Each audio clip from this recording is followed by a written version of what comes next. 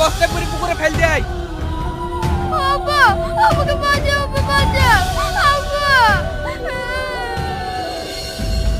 Maroon সাহেব, আপনার পা ধরে বলছি, আমার মেয়েকে ছেড়ে দেন। আমরা এই গ্রাম থেকে সারা জীবনের মতো চলে যাবো, কিন্তু আমার মেয়েকে ছেড়ে দেন মরুন সাহেব, ছেড়ে দেন।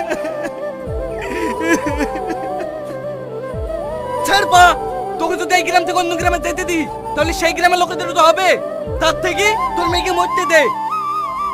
এই শফিক, তুই তো আমার বন্ধু, তুই আমার মেয়েকে ছেড়ে দে না ভাই, ওকে নিকালে আমি কাগেলি থাকবো, তোর পা ধরে বলছি ভাই, আমার মেয়েকে ছেড়ে দে না ভাই, আমার মেয়েকে ছেড়ে দে। তুই বুঝছিনি কেন ভাই, এইটা তো গ্রামের ভালো লেগেই করছে, আর তোর মেয়ে তো এমনিতেও বাঁচবে না। আব্বা আমাকে বসে দেখবে